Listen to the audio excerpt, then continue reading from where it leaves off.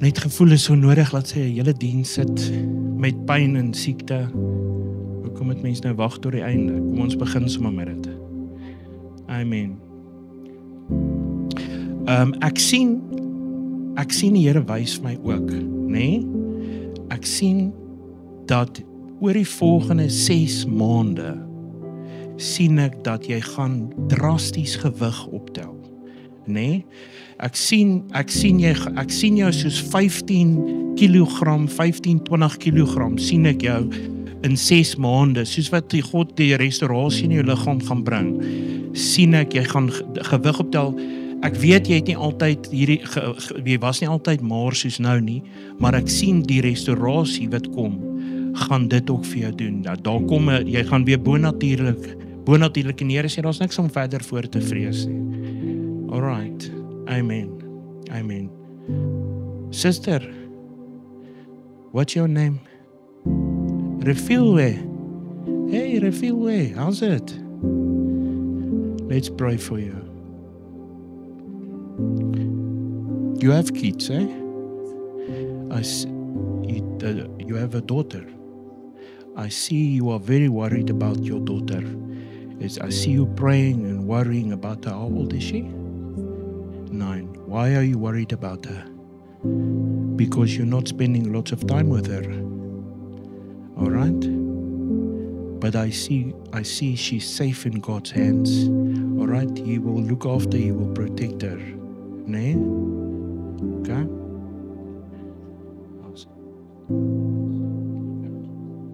Thank you, my Father. Thank you right now, Lord. I thank you. We bless Refilwe.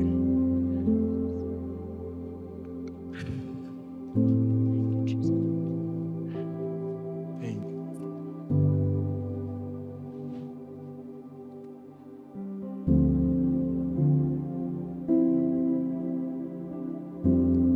And that's problems you have sometimes with the stomach and everything, all the pains you get. Is true? All right, it's also going to go now. All right. And I even see like the women things, like the monthly things. I see it. Sometimes it's this way, sometimes it's that. It's not regular. I see you having lots of problems with that. Nee? And right now, Jesus is also healing that for you. All right? Did some of it start after the last baby? Long before, eh? All right? Because I see, I'm just asking because I see a long time, eh?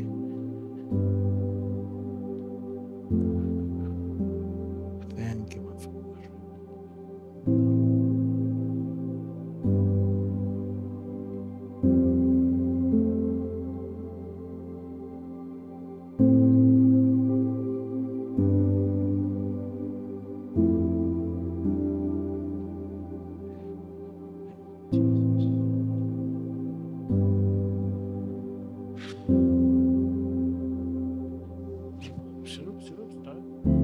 Don't worry. All right, you can just sit down and apart from that, you know what I also what the Lord is showing me. Apart from you helping people always, okay, I see there's a calling on your life, okay, to work with the young people. And I see you even in the townships and places. I see you always, the children, they love you. And you always care for them. But I see in the future, God is going to use you working with all the young children in the townships. Even the children that don't have parents and the ones that's being abused and struggling.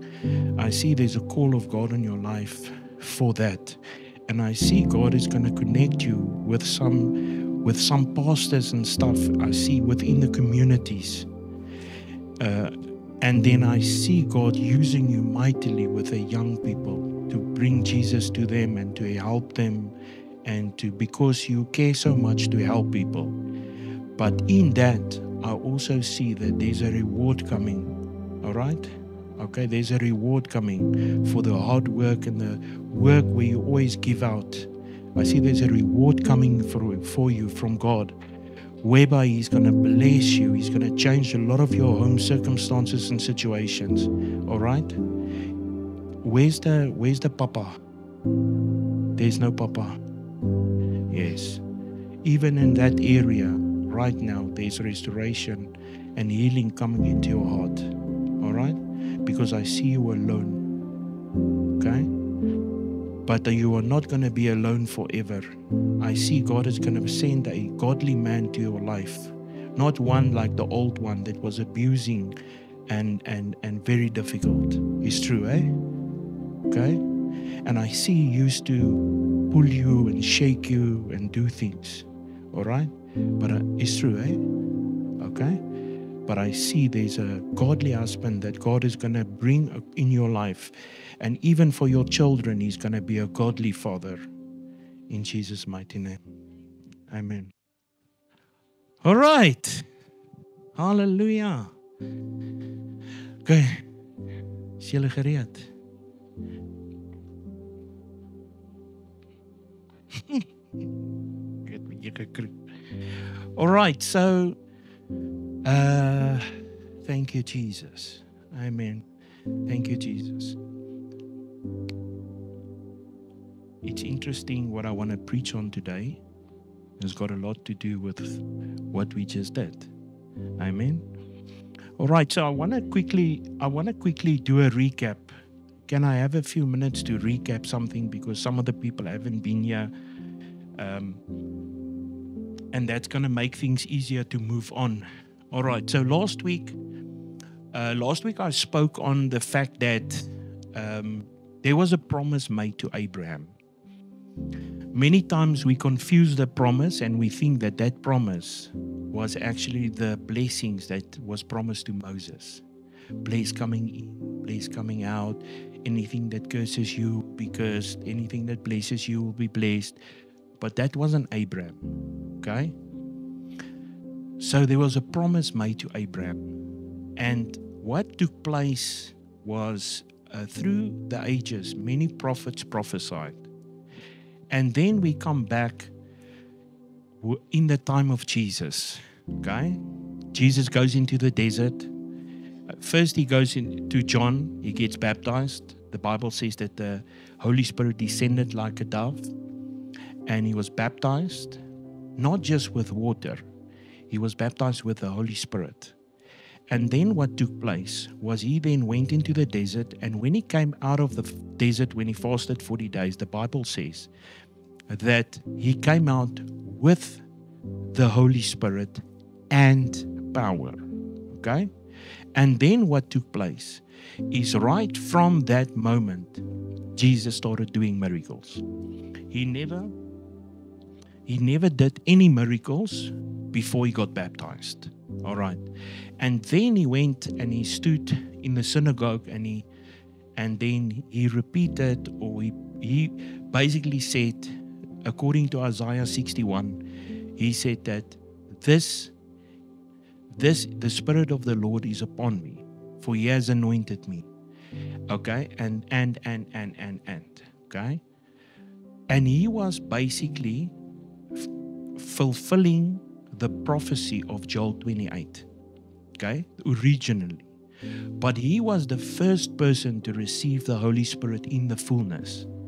We explained last week that right through the Old Testament, the Spirit just came or rested upon the men of old and the women of old. But it always departed. And when it departed, there was always a problem, because they were never filled from the inside and the outside with the Holy Spirit. And they couldn't be, because the prophecy needed to be fulfilled. And the only way for that prophecy to be fulfilled was with Jesus. All right. Then right through the scriptures, Jesus kept doing miracles, kept doing signs and wonders. He kept doing all of those awesome things. And then, before he ascended, he came to the disciples and he said to them, go.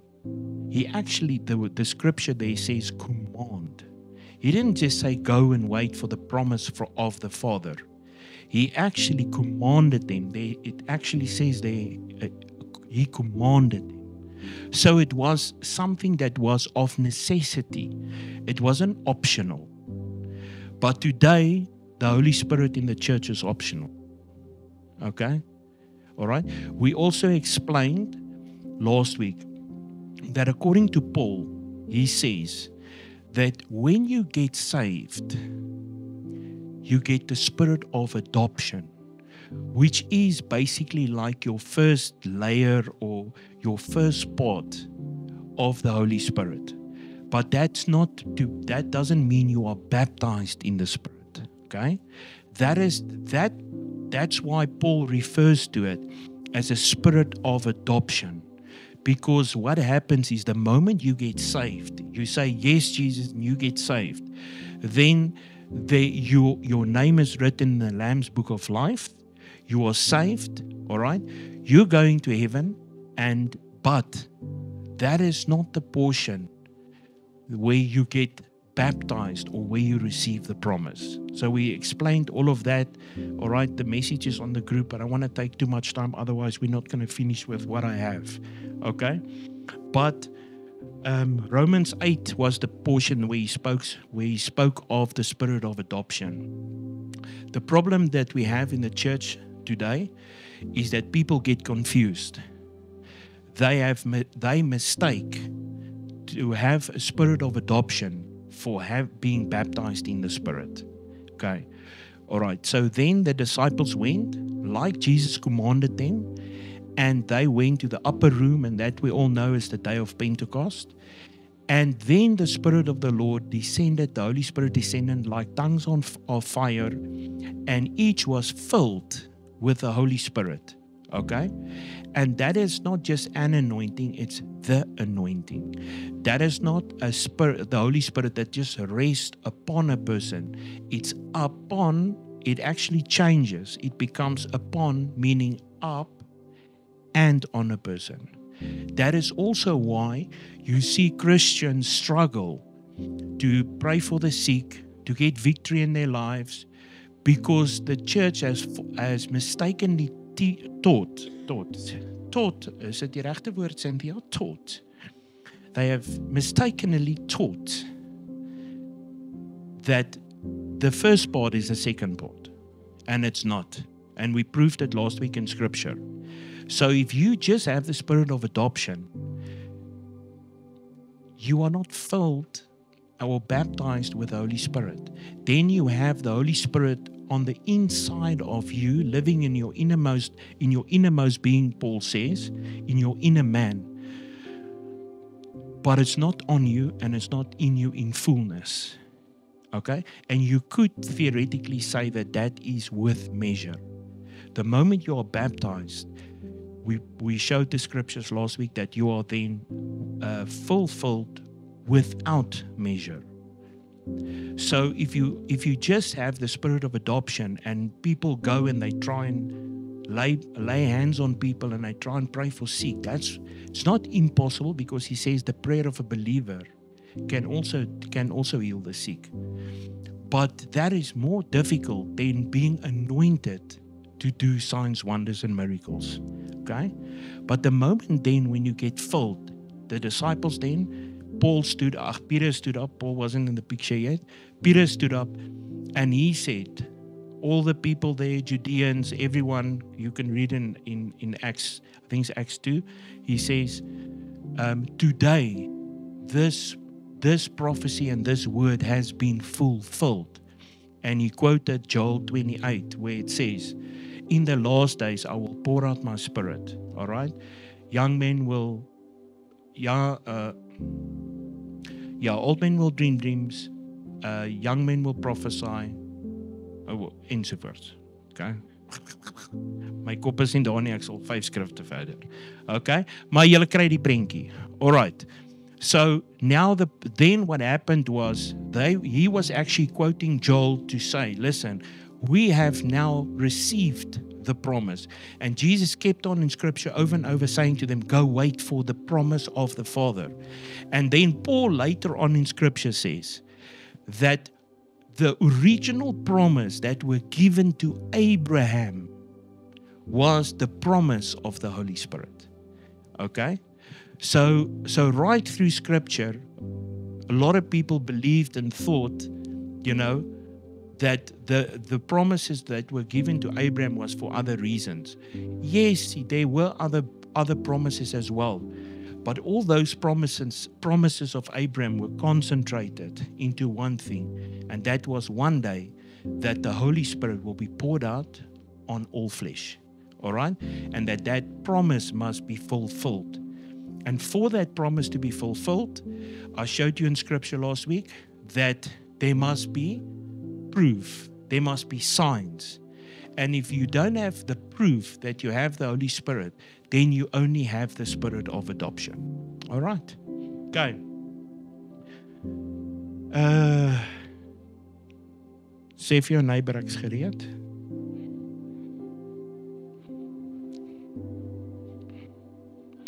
All right. So when the Holy Spirit comes upon you, Acts 1 says, he says, this is where Jesus actually commanded the disciples to go and wait. He says, but he says, I command you to go and wait for what the Father has promised you. But then he says, from now on you shall be baptized with the Holy Spirit. That's Acts 1, 4-8. He says, but you shall receive power, ability, efficiency, a might, when the Holy Spirit has come upon you.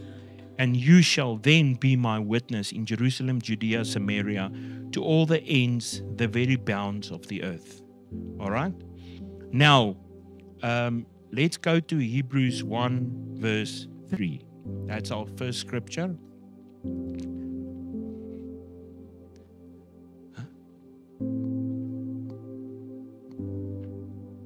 Okay.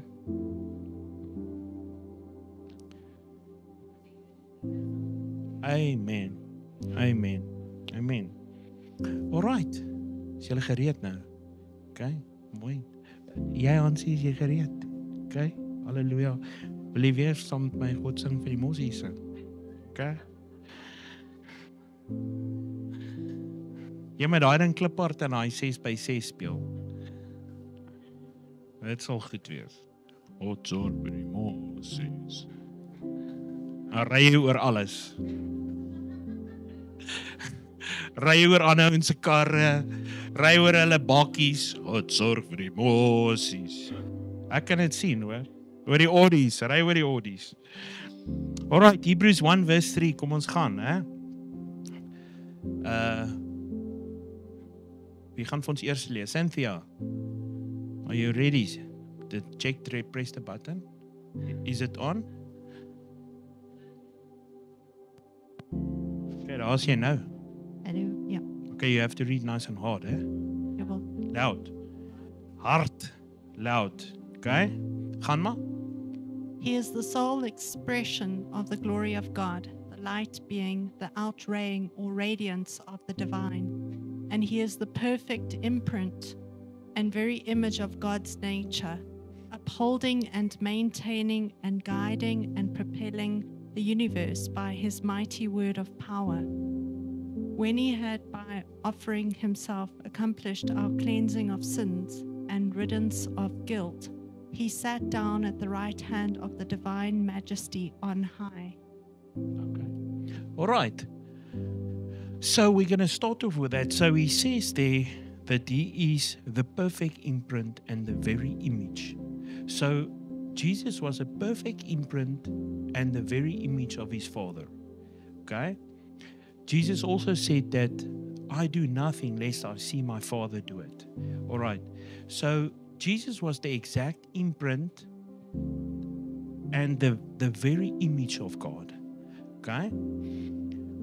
I know we tend to see Jesus and God as, very spiritual and, that they don't look like a man and all of that. But it says here that he was an exact, perfect imprint. Okay? And it says that, and he was the same very image. All right? So let's go to Romans 13, verse 11. Okay? So the thing is, while she's going there, so the thing is, we're still on the topic or the theme of the promise of the Holy Spirit, okay? But I want to take it now one step further, okay? The very first service we spoke about the promise, okay? So now that we have the promise and we understand the promise, now, what now? What's next, okay? So 13 verse 11, okay, Rudy kan hom vir ons lees. Ons kan hom so beter maak. Okay, verse 11. Besides this, you know that a critical hour this is, how it is high time now for you to wake up. Okay, so he says, number one, Paul writes here and he says, hey, it's a critical hour. Okay, this is long after Jesus. So Paul is here coming and he's saying to the church, hey church, this is a critical hour. All right, very important. He says it's high time. All right, so Paul is saying there's something important that must take place, something important that the church needs to wake up to. All right, because if he is saying that it's a critical hour, it's a high time now for you to wake up out of your sleep, then automatically that scripture says that someone is asleep. Okay, the problem today in church is the church is asleep. All right, this Paul is saying, yeah, this is a critical hour. And the joke is, he's been saying it for 2,000 years, and the church is still asleep. All right, you remember that last year. You remember last year, for the ones that was with us still a year ago, I shared a vision and an encounter that I had after I fasted 40 days. And on the very last day of my fast, I said to God, I said, Lord, you know what? I've been fasting for 40 days. So every fast is different. You know, for anyone who knows, a fast, every fast, no fast is the same. All right. Sometimes you get your goosebumps. Other times, you know, other people get goosebumps because because they are with you or around you and you feel nothing. You know, it's always different. But this specific time in fasting, it wasn't exactly not that any 40-day fast is easy, but this wasn't exactly the easiest 40-day fast I've had, you know. But what's important was the very last day of the fast, I went and I sat in the living room like I many times do when I fast, and I go and spend time with God and pray here in the early morning hours. The last thing that went through my heart and mind at that time was, as I was praying and I closed my eyes, I just said to the Lord, I said, Lord, what exactly was this fast about? You know, what do you actually want to tell me? Because remember, I don't just fast because I feel like I'm fasting. That's also good. The Bible says when you fast, not if you fast. But for me, it was more a thing of I was just being obedient. I normally think a 40-day fast is something to do with obedience, because that's not normal. But anyways, I'm rabbit trailing. So as I sat and I prayed, the next moment I felt like a tiredness. I felt like a tiredness coming over me. And it wasn't normal. And I really felt like, whoa, what's happening now? Because right through the fast, I had supernatural energy. Ask Patricia. Whenever I fast such a long time, I don't get tired. You know, I almost sleep nothing, and it's like I'm a Duracell bunny. Okay? And the next moment, I felt like, whoa, this tiredness hit me. And I couldn't understand it. And the next moment, I fell asleep. And as I fell asleep, it was roughly 3 o'clock in the morning. And the next moment, I felt like a heat, because it was more or less the same time as now. So it was already winter, but I felt a heat in the room. And the next moment, I felt a hand grab me on my arm. And as the hand grabbed me, the hand said, "Wake up." But it was such a loud, intense, authoritative shout that I woke up, and I actually got a shock, Now, I'm not someone that normally skriks. What's the skrik for English? That usually get a fright at all. Ask Patricia. They always wait for me somewhere. And it's like, wow. I'm like, all right. Anyway, but I got something on the inside of me. It leaped and jumped. And the next moment, I heard the Holy Spirit say, the church is asleep. It's time to wake up. Okay? So this takes me now back to this scripture where he says it's a critical hour and it's high time because he says that you're asleep. Okay? Gaan maar aan. It is high time now for you to wake up out of your sleep, rose to reality. For salvation, final deliverance is nearer to us now than when we first believed. All right. He says you must wake up out of your sleep and rose to reality. He's saying, hey, wake up. There's something real that's supposed to happen. Okay? Most Christians look like they're going through life half asleep. Okay? Ek praat ek leens. Het julle al, ek weet niemand hier nie, maar julle het al ander mense gesien. All right? Okay? He says, for it is nearer to us now than we first believed. That was Paul 2,000 years ago. So if it was already nearer to Paul 2,000 years ago, okay, 1,970 years ago, okay, because Paul wrote this approximately 0060, okay. So my question is, if he already said, hey, it's nearer to me now than it used to be, how near is it supposed to be to us 2,000 years later? Yet the church is still asleep. Okay? All right?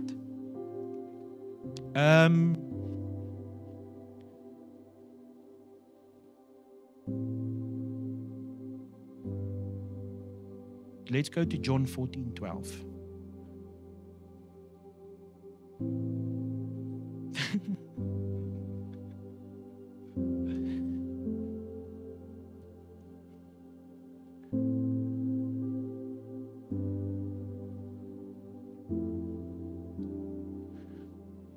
Come on.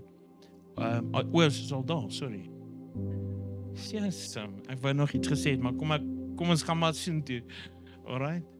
As Rudy hulle vir ons die skrifgie soek, dan ek baie praat tyd. Dis nie lelik nie, hy weet, hy gaan so as pries, hy kyk sy vir my, gaan hy so.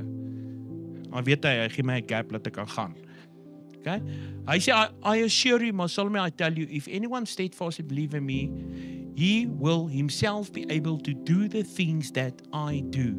And he will do even greater things. All right. This is a famous scripture. Yet we don't see it. We see glimpses. But the greater body of the church does not see this. Okay? So there's a problem. Okay? Wat is dit nou seker tyd? Kan nie wees nie. So I always say that you can pick up someone's health by looking at them. All right? Normally. Okay? If you see a person, let's talk about just eating. All right? If you see a person, he's 250 kilograms. Okay? Do you think he's not getting food? He's for sure getting food. In fact, he's eating his neighbors. He's probably eating his whole community's food. Okay? Alright, ek hoop nie iemand in TV land is nou kwaad vir my nie. Hallo, ek sê vir jou in Jesus naam verloor gewig. Daar's niks vir hom nie, vir daai gewig mag jy dit aanspreek. Okay? Alright? Ek gaan nou met so fyn stemmetjie praat. Alright? But if you see a person that's supposed to weigh 100 kilograms, but they weigh 18 kilograms, all right? Do you think he's getting food? No. All right? So you can judge the health of the church many times by just looking at it. You don't need to be very spiritual. You don't need to ribi shaka tire sabanda to get special revelation. You can just look and see the church is not healthy. Amen. All right. We are supposed to be the ones in the earth that is showing off what Jesus did. And we are supposed to be doing the greater things. All right? And that scripture is interesting because he says most there, he says, I assure you, most solemnly I tell you, if any pastor, evangelist, teacher, and prophet steadfastly believes in me, then they will himself be able to do things that I do. Is that what it says? Wat sê hy? Sê hy anyone? Oh, okay. So as I say anyone, then I guess it means anyone. Not just some guy standing in the front with a microphone. All right? Do you agree with me? Anyone. But anyone is not doing it. Think about it. Okay? Hebrews 1 verse 3. Ons is weer daar. Okay. Ek gaan weer daai stukkie lees. Hy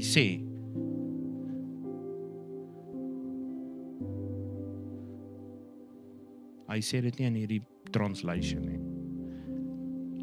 Okay, ek gaan julle myne lees. Okay? As jy wil julle myne hoor. Hy sê, the sun is the radiance and only expression of the glory. Our awesome God reflecting God's Shekinah glory. The light being the brilliant light of the divine. He says, and the exact representation and perfect imprint of the Father's essence. Okay? Hierso sê hy sê also, it's the perfect imprint and very image. Okay? Hierso sê hy, and the exact representation, ek dink dit is net 'n ander weergawe van die Amplified, and perfect imprint of the Father's essence. Okay. Hy sê we are an exact representation. Okay. Hy sê ewebeeld. All right. So the reason why I'm reading this, why I'm exactly reading the Amplified, that says in the original translation it says exact representation. All right. Do you know what's a representation? Okay. A representation, if you break up the words representation, it says representation. Represent. Okay. Do you know if I present a show? Okay, now I've got the curtains. We're doing some or other thing here at some show. I jump out, I dance. God sorg vir die mosies. Okay? Now, what am I doing? I'm presenting something. Okay.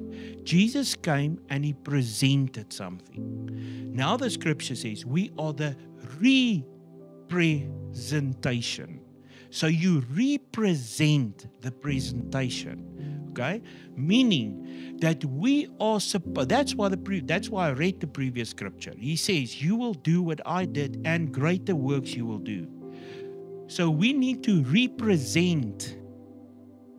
So basically, if we have to now represent the mosies that I just did, and I say to Rudy, come represent what I did, then it means we have to open the curtains. Rudy has to come here with a black pants and a white shirt, and he has to go, God serve die mosies, in his own voice. Or maybe, God serve die mosies. All right? So he needs to represent what I did. So this scripture, he says that we are the expression of his glory. And we are the representation of that. So we need to do what Jesus did. Okay? Are you with me? 2 Corinthians 3. Kry iemand koud? Anyone cold? Verse 18, 2 Corinthians 3 verse 18. Is jy al klaar? Holy moly. All right. Okay, Cynthia. Verse 18. And all of us, as with unveiled face. Does it say all of us? All of, Okay, double checking. because we continued to behold in the word of God, as in a mirror, the glory of the Lord, are constantly being transfigured into his very own image. We are constantly being what? Okay, gaan aan. In ever increasing splendor, and from one degree of glory to another. All right. So he says, we are constantly being transfigured.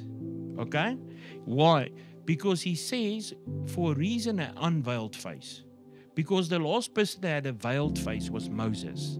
And there was glory, the Bible said. But the Bible also says that not like there's a lot of scriptures on that, we don't have time for that. But he says, not like the glory that was temporal in the time of Moses.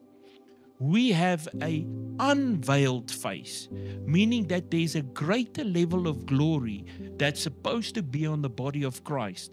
And he says we get it by beholding the Word of God, number one. And then he says, because we behold the Word of God, he says, then we are constantly being transfigured. Okay, constantly. And then it goes on and he says we go from one degree of glory to another. Okay, so basically there's a transformation that must take place whereby we are constantly reflecting the glory of God. Remember, first I said we are a representation. Now I'm saying there's a transformation and a transfigure. We are being transfigured. So there's a transformation that takes place whereby you on a daily basis is supposed to see more and more glory. So the question then that I always ask is, if this is true and the word is true, and this is our foundation, then are we seeing the more and more glory? If you spend time in the word, do you honestly can you be honest with yourself and say that you truly see the more glory daily on a daily basis? Do we? I mean, that's the big question, because if we don't, then something is wrong. Okay? 1 John 14. Yeah. I assure you, most solemnly, I tell you, if anyone steadfastly believes in me, he will himself be able to do the things that I do, and he will do even greater things than these, because I go to the Father. All right. Did Jesus go to the Father? All right. Did he leave a promise? Was the promise fulfilled? Is he now seated at the right hand of the Father? Okay. Are we co-heirs with him? Are we seated with him in heavenly places? All right. So if that is true, then why are we not seeing that? Why is the body of Christ not seeing this? Okay.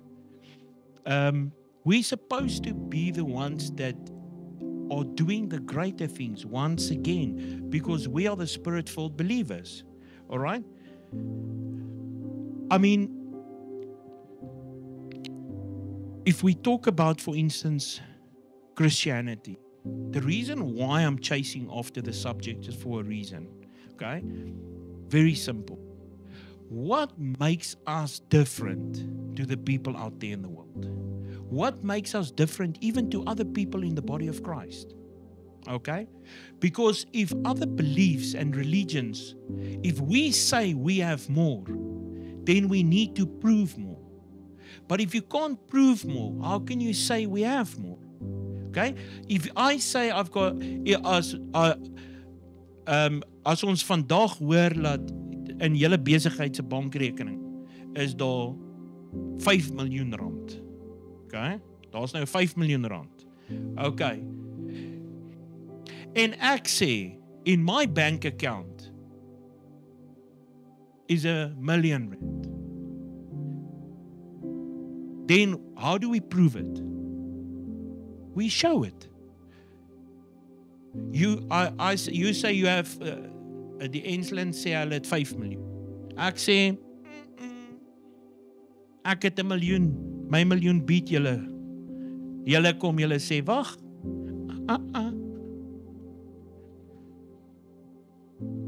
Hierso.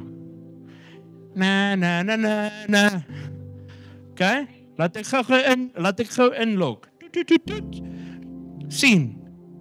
560. All right? But what did I just do? I proved that I have more. Okay?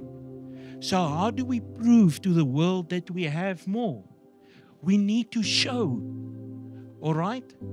We need to show up. We need to be able to prove more. Okay? What made Moses go to the bush? Okay? Remember, when God called him to go and take the Israelites out of the Egyptians' hands, out of Pharaoh's hands. Okay? What made Moses go to that bush? Eh? Yes, there was a fire. Something supernaturally took place. Okay? Otherwise, he would have gone to some other bossy. Okay? He went to that bush because it was burning. Okay? There was something that supernaturally took place. That is why Moses went there. Okay? If you want the world to come and run to the church, then we should stop showing them normal bossies. Okay? Then we should show them that the church is alive and well and burning, that there's something, a supernatural fire that fire burned, but it couldn't consume the bush. All right? There is a fire that needs to be in the body of Christ with the supernatural, signs, wonders, miracles, all that stuff. All right. It is time for the church to have the greatest show on earth. All right? It's time for the greatest show that we have ever seen in 2,000 years. Okay? Because people out there are laughing at the church because the church keep on saying, we have more, we've got the answer, we can do more, say more, but we can't. So somewhere we need to step up. All right? The problem, however, is the following. Okay? Moses and Pharaoh already had their revival. Okay? Let's call it a revival. Okay? Why? Because they were taken out of Egypt. There were all these supernatural signs, the plagues and all of that stuff. Then they went into the desert. Now God is showing up. All the miracles, stuff falls out of the sky. Sicknesses are healed. Their pluckies don't, they couldn't outgrow their shoes. Every week when you wake up, your soles has got new soles. All right? Daai soles het sommer soles gekry. All right? Okay? Imagine every morning when you get to your car, you've got new tires.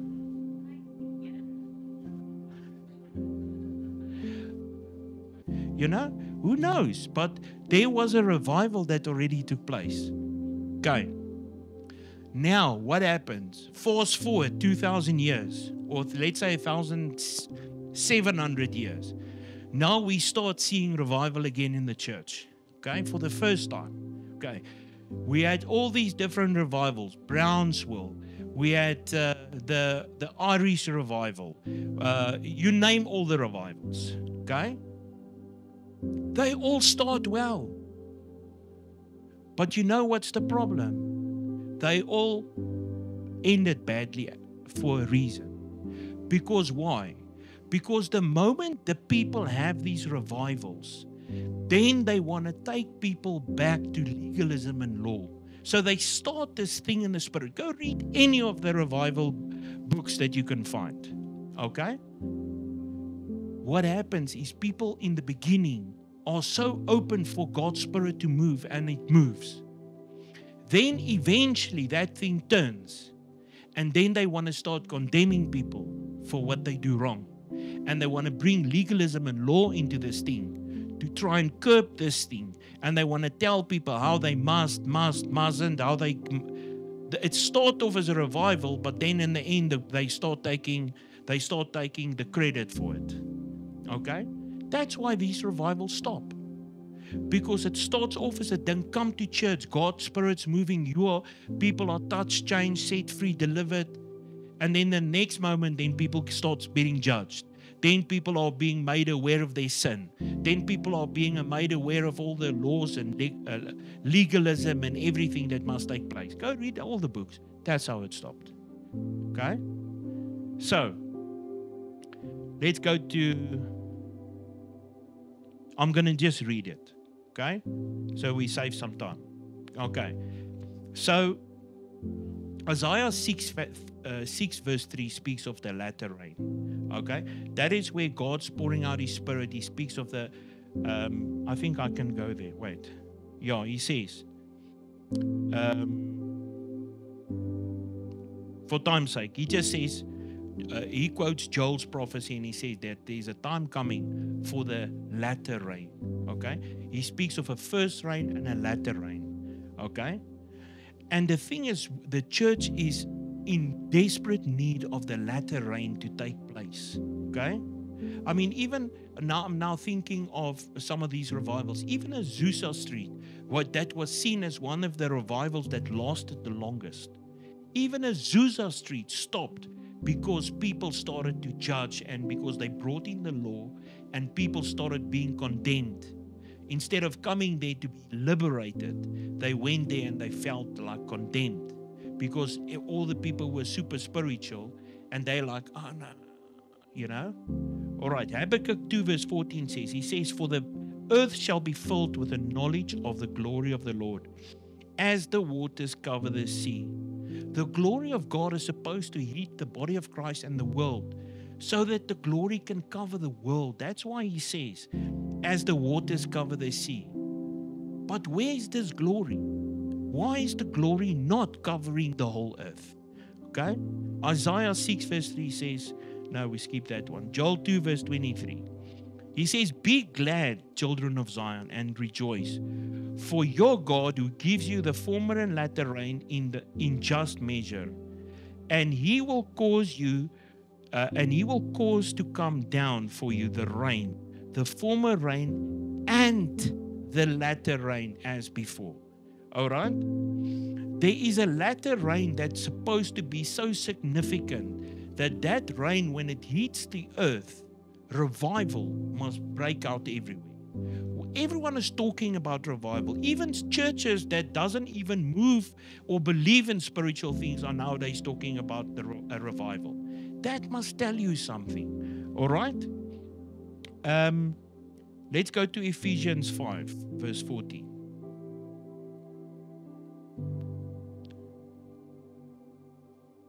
Okay? The problem is like I said in the beginning, the church has fallen asleep. All right? We're not awake and alert anymore. All right? We are not sensitive anymore. Okay? Even just talking about that, I'm thinking now.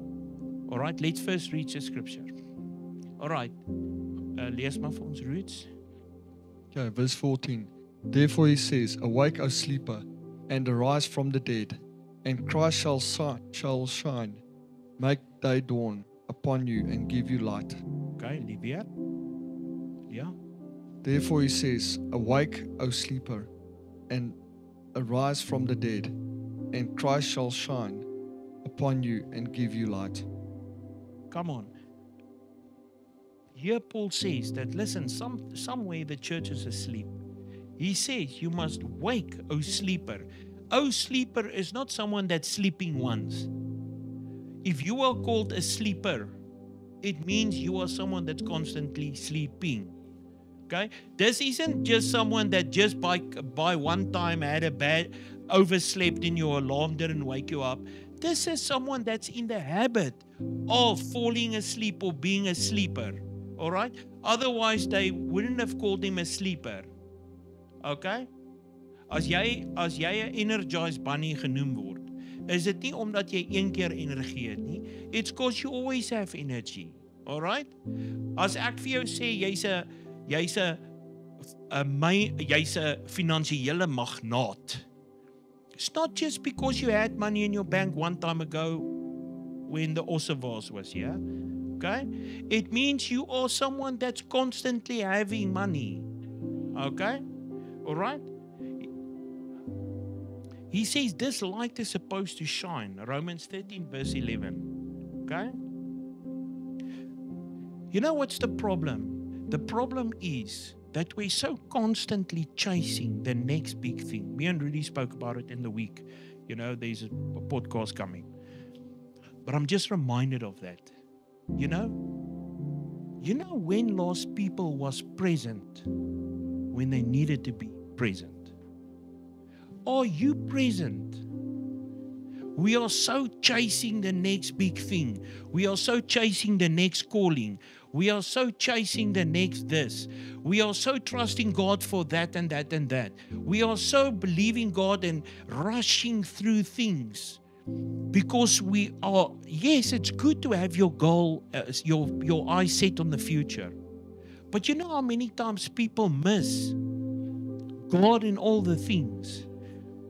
You know, second thing is, are you trusting God for the small things also? Or just for the big things? Because sometimes us as human nature, we think, oh, no, I got these small things covered. You don't. It is in trusting God in the small things, the scripture says, that a lot will be added. The big things will come. But we as people we just want to give the big stuff to God. The small stuff, we want to handle that ourselves. All right? The scripture says, he says, it is the little jackals that mess up the vineyard. Okay? That's Ecclesiastes. Ecclesiastes. Gelukkig kan ek daai uitsny. Klink ek heel slim. All right? He says it's the little jackals that mess up the vineyard. Sometimes we're so focused on the big stuff. But the thing that I want to say is that one of our biggest problems is that sometimes in the moments that God give us, in the moments we are not present. Because we are so focused on the future, so focused on other stuff, that we miss God in other things that He's doing. And He's a God that constantly speaks. He's a God that constantly shows us stuff. He's a God that constantly teaches us and leads us. But if you are not present, it's like we are here today. It's the best example I have. You can sit here and not be present, and it means zilch. Nicht, zero. Ek ken nie al die vertale nie. Okay? Well, all right?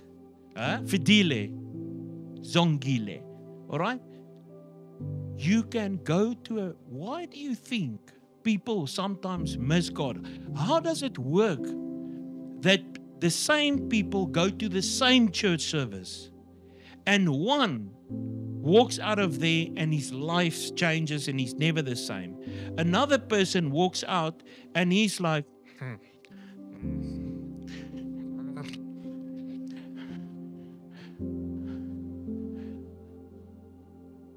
do you go to a church service with intent? If you go to a church service, and I know it's no one here, I know it's not, I know, but maybe if you meet someone from another church, okay, then you can tell them these things, okay? You as awakers, nie ou sleepers nie. All right? Hello awakers. Hallelujah. When people go to a church service, do they go with an expectation? Do they go with an intent? You know what's intent? Where you have, or an intent is a thing where you have already in your heart made a decision and you do not take no for an answer for the outcome. You have this realistic, supernatural expectancy for God to do something. Imagine Moses wasn't alert, awake, and he walked straight past that bush. Then probably the next guy up had to be the one with the bush. I don't know who's next. Okay? Then maybe we, now in the Bible, we wouldn't have read of Moses. Okay? Wie het saam met Moses, wie was sy tolk, sy boetie? Aaron. Then we would have then it was Aaron that had to go up the mountain.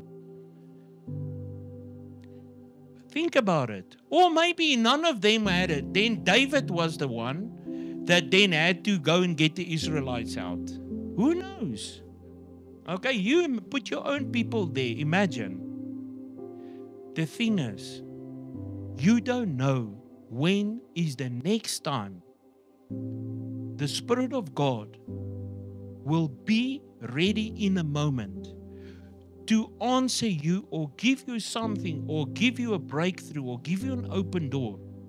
I was once in a church service where, and I know it's not by works, I know it's by grace, okay? I understand these things, but we have a role to play also, okay? A lot of people say, yeah, but even if I miss it, I get it because of grace. It doesn't always work like that, all right? Grace just means you can't deserve it. Doesn't mean you can't get it. Think about it. If I'm ready to get the greatest breakthrough of my life and I'm almost there and I almost step into it and I decide, I'm going to go back to sin. Yeah, here I go back. You can't say now grace is going to give you that thing. Your life has to be aligned. Okay? We have a role to play. If Moses didn't do it, he would have missed it. Same for the church today. Are we attentive? Are we alert? Are we going with an expectation to a church? Are we there going, today is my day? I don't care what happens. I'm not leaving without a miracle. I mean, I remember I used to go to church services and sit there 6, 8, 10, 12, 14 hours because I didn't want to take no for an answer.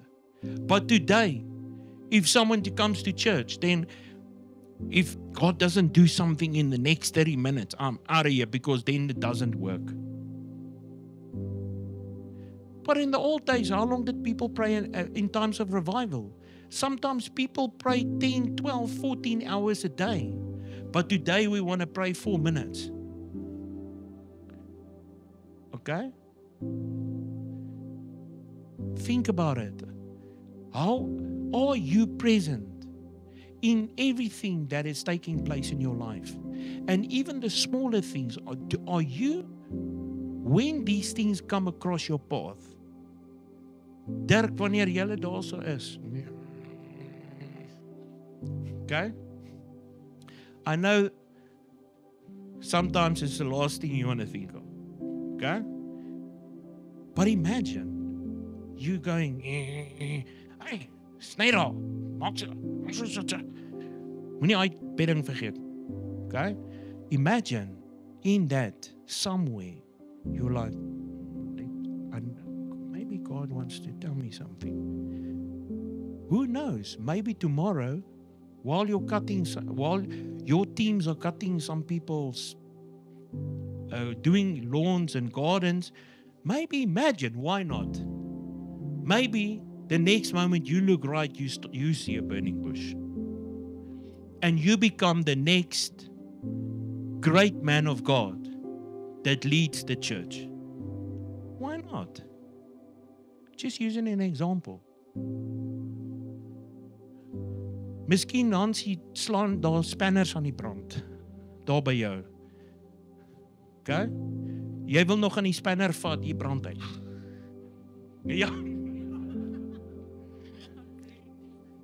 Remember this bush burnt, but it wasn't there was a flame, but it didn't burn it. So miskien kan hy 6x6, kom jy daar in die aand, julle sien 'n groot vuur. Julle hardloop met brandblussers en alles. Halleluja, kom daar so, hier dink brand, maar hy brand nie. Imagine. Okay? Halleluja. Okay.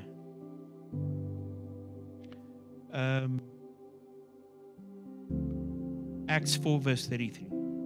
Amper klaar.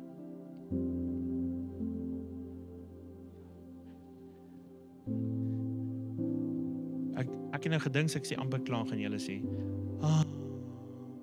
ag nee.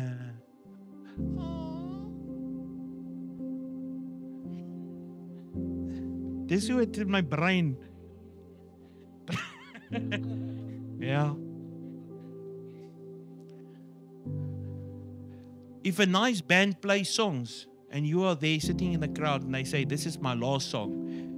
We want more. We want more. We want more. All right? But if a pastor says, this is my last scripture, dan gaan almal, yeah! Nie we want more nie. Ja. Hulle het nie maar volgende keer. Alright, gaan maar lees maar. Anyone who feels like the anointing is now on them. And with great strength and ability and power, the apostles delivered their testimony. Okay, with great what? Great what? How do you deliver a testimony? Think about it. Eh? Yeah. Okay. Think about that scripture. And I'm not here to tik op die vingers. I'm here to inspire us that there is more. And God wants to use everyone for the more. It's no more a one-man show. It is time for the body of Christ that the believers will take their rightful place and start to walk like, talk like, do like, represent what Jesus did. And I believe the time has come. I believe it's on God's heart. I believe it's on God's agenda. I can prophetically tell you in the next 5 to 10 years, we're going to see crazy stuff supernaturally in the body of Christ like we've never seen it in 2000 years. Julle kan dit maar neerskryf. Okay? En as dit nie gebeur nie, dan kan julle terugkom na my toe en repent ek. But I'm telling you right now, I'm not wrong. Okay? Alright? Gaan weer. And with great strength and ability and power, the apostles delivered their testimony to the resurrection of the Lord Jesus. And great grace. Wat's 'n grace? Grace. Wat's 'n grace? Say, I have great grace. Not just normal grace. Great grace. It's one thing having grace. Imagine. Great grace. You know,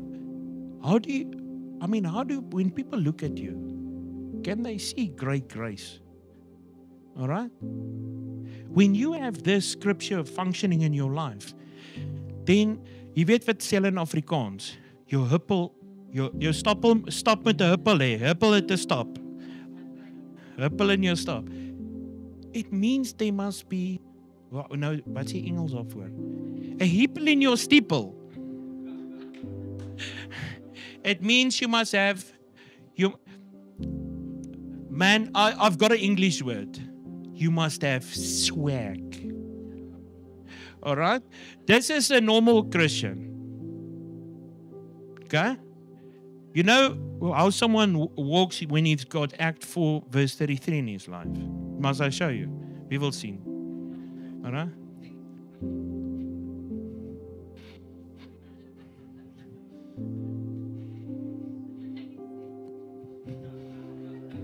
Okay? Have you seen how people walk that's very excited? Like ek bietjie kokkie. All right? How do you walk? And when people see you, die Here is besig met lewe. Your feet drag so hard, you have to change your tackies every week.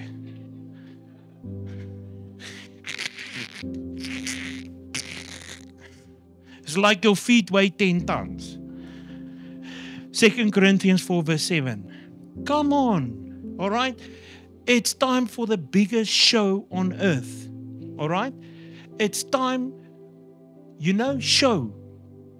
It's time to show. It's time to show the supernatural. It's time to show power and glory. It's time to show mercy. It's time to show grace. Doesn't help with a group of people and believers that just talk about these things. And you know why we're preaching about it? Because when the church starts preaching about stuff starts happening. All right? Lees maar. Wie ook al gesalf voel. 2 Corinthians 4 verse 7. I'll say. Okay, so Verse before 7. you read it. All right. But Rian, Pastor Rian, I don't think I can do it. I don't think it's for me. I think it's only for the super duper Christians. Okay? And then lees Rudy vir ons. Okay? Yeah, verse 7.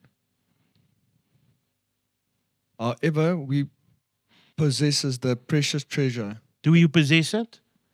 Yes, What treasure? precious. Okay?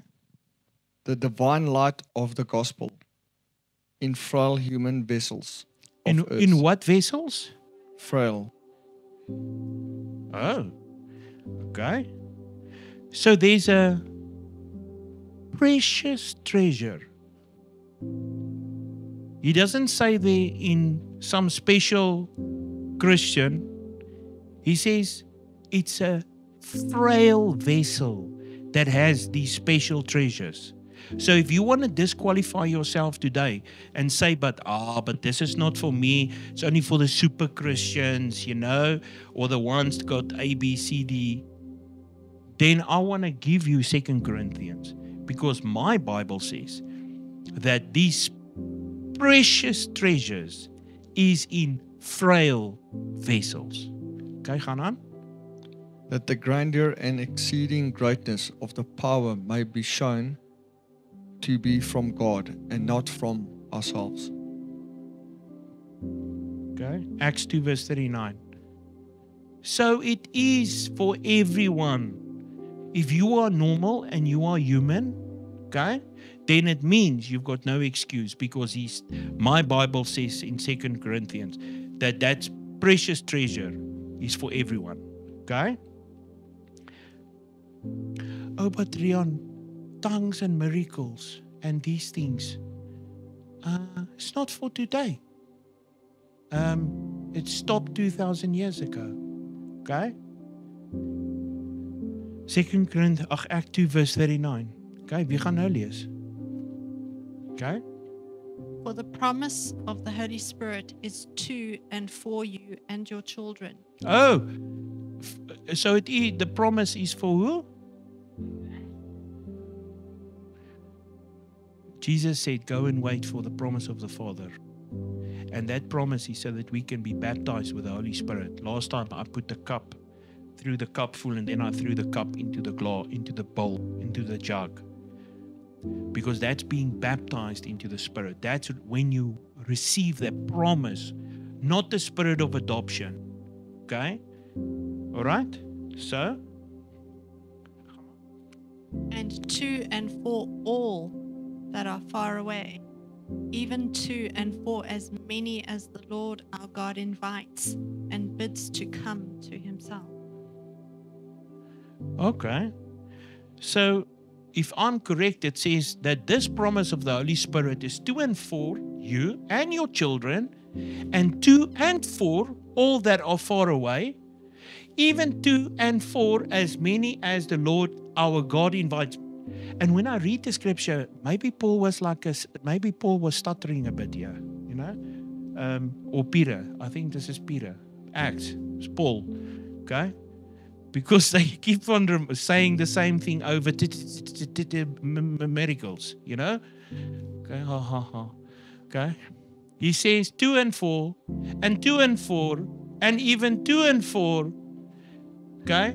As many as the Lord our God invites to come to himself. Who can come to God?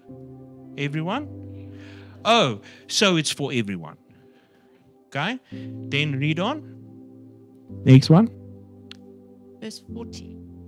And Peter solemnly and earnestly witnessed, testified, and admonished, exhorted, with much more continuous speaking, and warned, reproved, advised, encouraged them, saying, Be saved from this crooked, perverse, wicked, unjust generation. The only way to beat this crooked, wicked generation is by being part of the and to and for, and to and for, and to and for. Okay? Maybe you must each get a nice tattoo. To and for. Okay? Nee. Get a bumper sticker. To and for. To and for. Okay? Okay, he says it's the only way to beat this crooked and wicked generation. Okay, is to get the promise of the Father. And then read the next one. That's the best. Verse 41. Therefore those who accepted and welcomed his message were baptized, and they were added that day about 3,000 souls. All right. When there's power, the lost will get saved. And 3,000. And if you read on, and 5,000 were added, and 3,000 were added, and 10,000 were added. This only took place after the disciples received the promise of the Holy Spirit. And signs, wonders, and miracles is what their ministries were known of. Okay. Like I said, and I'll end off with that, Paul says, I do not come with elegant speech and enticing words. All right? Paul was like they're talking to me. I mean, have you heard how I talk? All right? Have you heard how I preach? I don't even know what's elegant speech. All right? I don't even know what is enticing words. I mean, I'm literally like 30 minutes away from my English being finished. 3 minutes. I'm 3 minutes away from my English being finished. Dan gaan ons in Afrikaans, dan begin die Afrikaanse diens. Onthou jy, liefie? I mean, dankie liefie, halleluja, Jesus my Here. Ja, sy. Awakers. All right? I'm just saying, listen, there's more. Okay? In fact, why I'm saying what Paul said is because Paul automatically disqualifies any of our disqualifications. I mean, do you know what this guy had to look like? Maybe we must do History 101. You know how many times he was stoned to death? Okay? Think about it. You know what they did? When you were stoned to death, you know how many times he had to get back. for me personally, I believe he was raised from the dead. Because remember, they stoned you in the old days until you were dead. All right? And to put the cherry on the cake, you were stoned by everyone.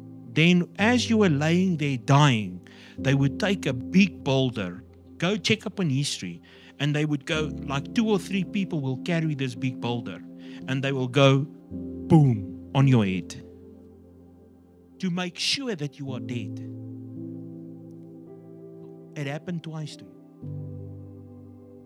You know what you look like after that? Imagine this. Hi, I'm Paul.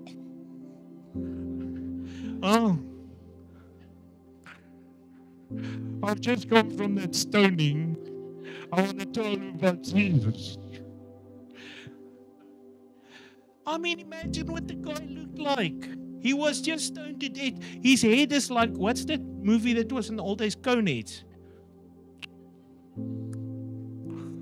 I'm here to tell you, it's not about how you talk. It's about demonstration.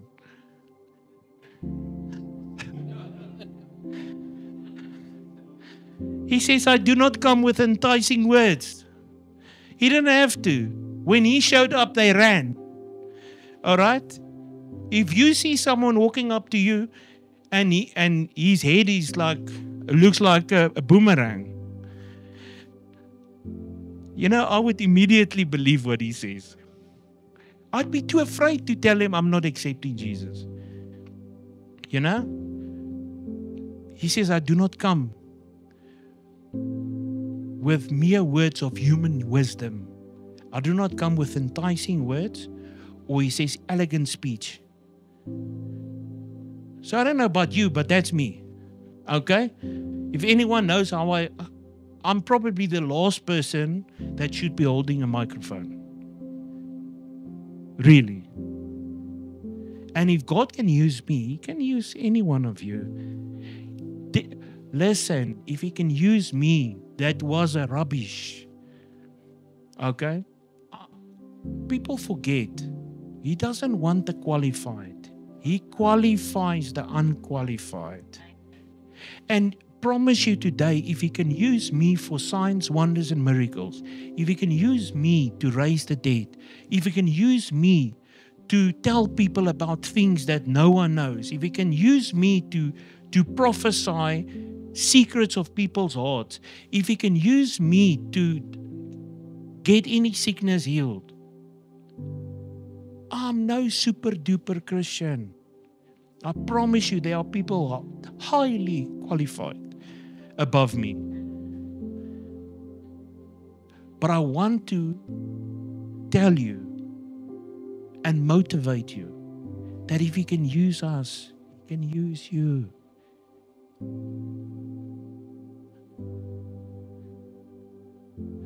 Say, God can use me.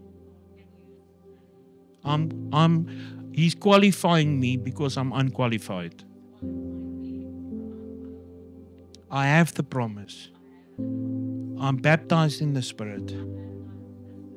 There's no reason why He can't use me. I have the Holy Spirit. I'm gifted. I'm knowledgeable.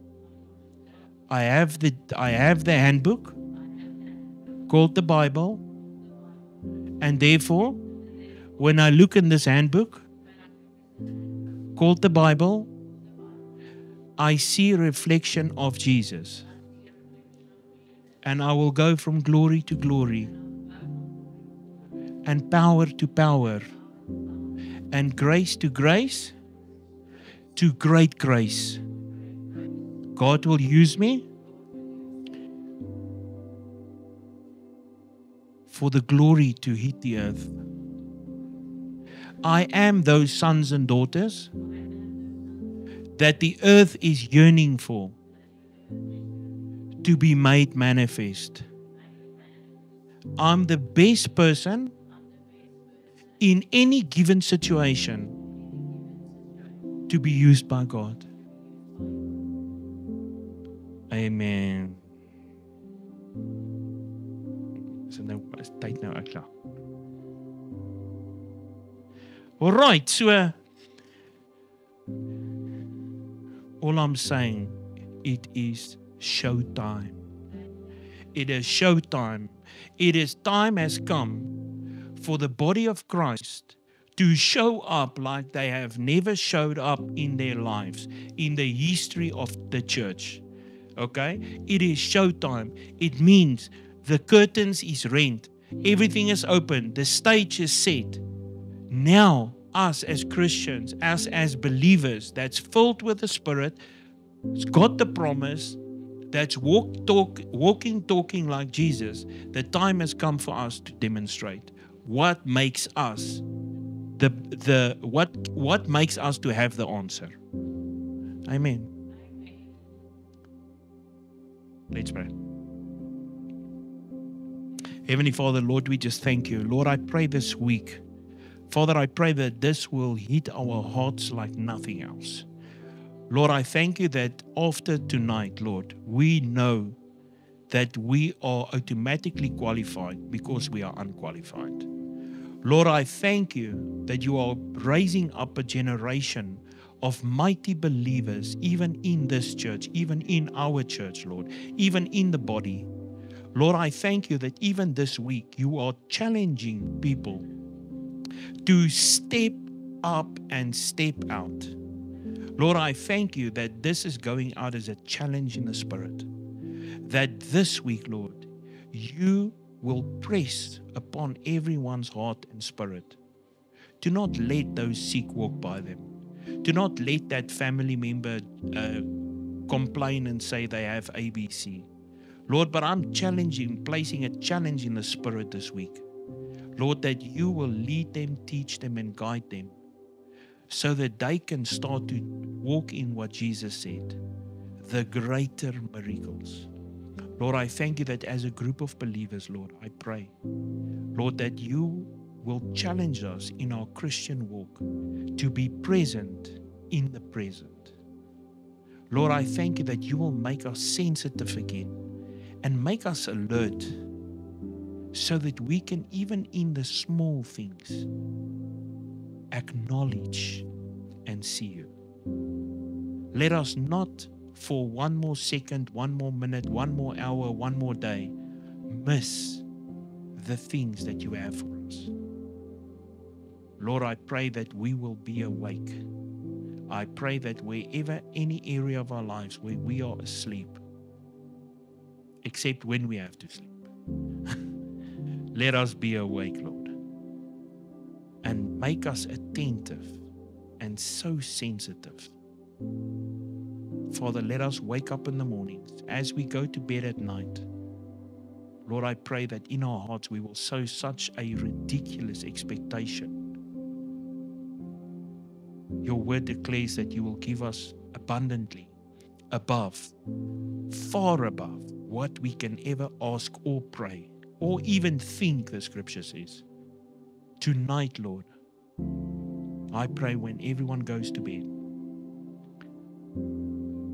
activate something on the inside of them that adds zeros to the numbers they are trusting you for. That adds zeros.